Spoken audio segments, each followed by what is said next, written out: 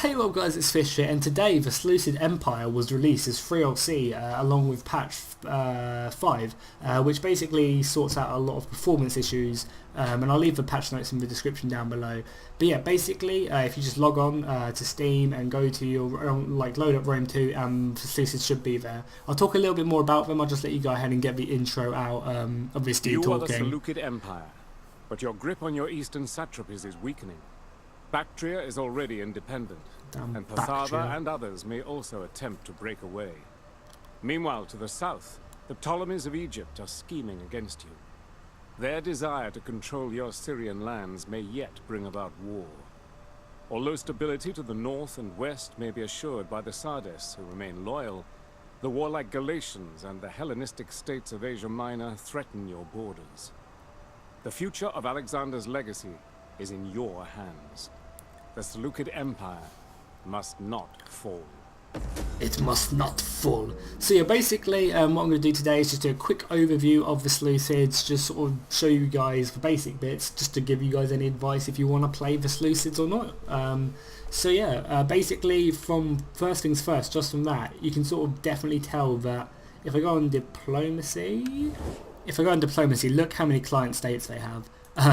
They have a lot of client states, which is crazy. It's pretty much everyone over here is my client state, and that could be very interesting. Either you have to try and keep them happy by, I guess, selling them gold and doing stuff for them, or you have to fight them in wars, because I imagine a lot of them are going to rebel against you, especially like if you go on like legendary difficulty. I imagine they're all going to declare war on you, bar like maybe your few ones over here, which are like your people who actually like you up in the north, and along with Egypt declaring war on you. So that can be extremely interesting to play as. You also start off with how many cities?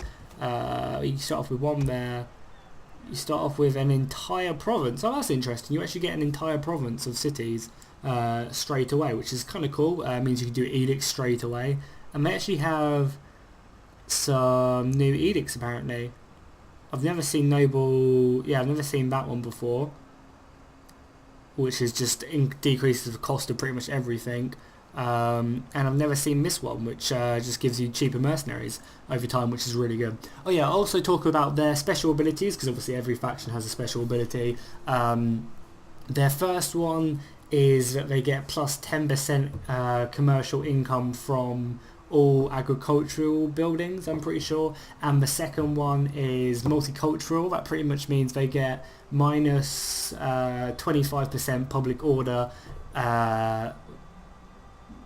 like benefit from if they have, so say if they have several cultures in their country, the negative effect will be decreased by 25% because they are multicultural. Good old Alexander bringing in that openness there. And their last one is pretty much that every Eastern faction hates them. They just get a negative ability there. So yeah, that's pretty much how they start off. They're in a pretty fun position, I think, just because they've got all these client states just all around them, and I think it'll be really interesting to at least try and manage them, because if you go to war, say, with Egypt, if anyone's played Egypt, you know how annoying it is when you're fighting the Seleucids and like 600 just one city places just come running at you with full stacks. So like you don't really even have to do your bidding as much, which I think will be really interesting to do, because you can just be like, you can declare war in Egypt and just watch your client state swarm with men, and then just move up an army when you want to,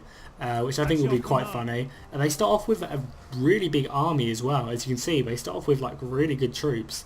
I mean, they're only levy pikemen and some eastern spearmen and some elephants, but like these are quite big armies, and they're still getting a fairly nice income. Like, say if you were to start off as Sparta or something, you literally get like one army of like 5 troops. So that could be pretty interesting.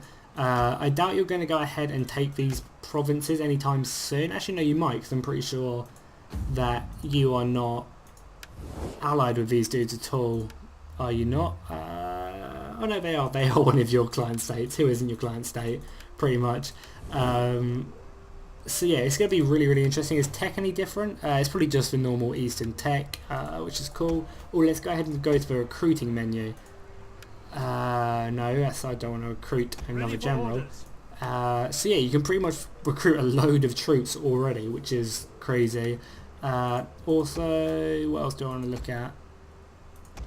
So you just get some normal spear people as generals. Building wise, it's fairly similar stuff. Shrine of Zeus, you can upgrade these into stables. I guess you get chariots, yeah, you get camel archers, camel spearmen, Mediterranean cav, which just sounds awesome. Persian hoplites, which sound pretty cool. But yeah, cool. So that's pretty much the overview for the campaign. I'm going to go ahead and jump into a custom battle now, just with a few of their units, just to show that off a little bit. But obviously, I have to do this first. I have to increase the city size because it just, it just looks so cool. Is it this place upgrading now? What place did I just upgrade? I just upgraded one place. I'm not quite sure what this one. It just looks so cool whenever you build anything ever. So yeah, cool. I'm going to go ahead and jump into custom battle and I'll see you guys, well, now. Okay guys, so we are now in a custom battle. As you can see, the Seleucids get a big old unit roster. They get pretty much everything you could possibly think of. General wise, they can have so many generals, it's crazy. You can have chariots to shield bearers to just elephants. Indian armoured elephants as well. They look badass. We're going to go ahead and grab some of them just to show you guys. There any other... Oh, we get silver shield swordsmen as well. If you guys remember them from Rome 1, they were awesome. I always used to use them when I played the Seleucids. Well, pretty much what we're going to do is we're pretty much just going to get a bit of everything just so I can show them all off. Because they actually do have quite a few units I've never seen before. But then again, I haven't really played an Eastern faction that much. I'm mainly just stuck to like Gallic and like Rome and Carthage. So we're gonna pick a few of these guys up just to show them off. Well, Syrian archers I guess will just be like Roman archers, but we'll take some nonetheless.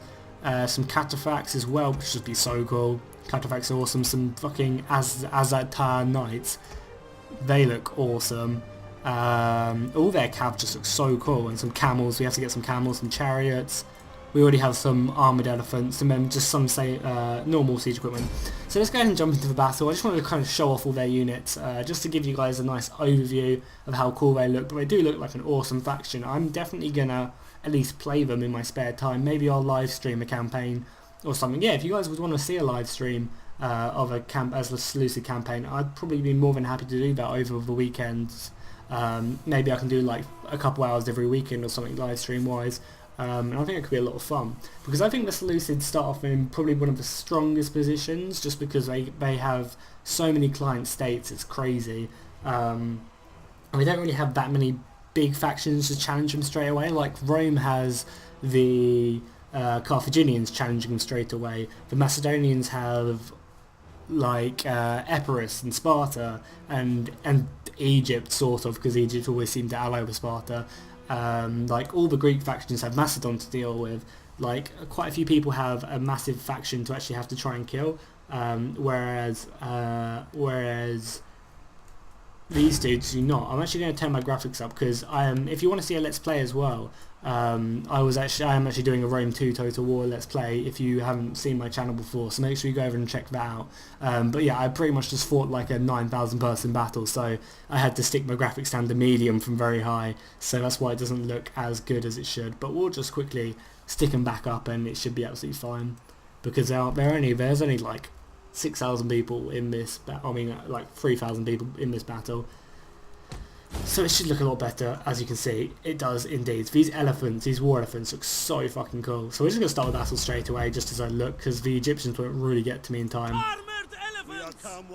Oh, they're so cool. You can actually kill the elephants as well. You can actually kill the elephants, I guess, if they start stampeding. So you got your cataphracts over here, which look badass. They look like they can absolutely slaughter anything. Then you've got some... What are these dudes? These are one of their special units, which look awesome. And then you've got these knights. Well, not knights, but some more of their cav, which just looks awesome. I'm actually really considering playing these guys like in a let's play or something, because they just look awesome. They really, really do. Their cav just looks cool as dicks. And then what we got over here, we got some silver shield swordsmen, which again look brilliant. The unwashed bastards indeed. And then you've just got some normal, just some of their normal spear units, which have rapid advance. These guys actually have shield wall as well, which is pretty good, and use the whip. So they're very much like legionaries. They have kind of the same abilities as legionaries do. Then you have their pikemen, which is just OP, and they look awesome. They really do look cool. I am actually really like, considering this is free DLC, this is extremely good, because it's just all these units are like fairly individual to this faction, and they all do look a lot different to other Eastern factions. Like I've seen Egypt be played. Yeah, and all these factions look really cool. Like, chariots look pretty awesome as well. Okay, cool. Then we have to look where camel archers obviously will send up to the front. I'm just seeing if the chariots had any special abilities, and then we've just got some normal pelters, which are normal. Syrian archers look fairly like the normal ones, like the Roman ones. And then you've just got some Persian light archers, which are normal. And then you just got some normal like Greek skirmisher cav as well. So we'll have a little bit of a fight, just mainly because I want to see my elephants crush into someone. Battle rhythm and second wind, just because it's a general, I guess. And the camels just shooting. The camels like make people so scared as well, it's hilarious. I want my elephants to go into battle for honour and glory.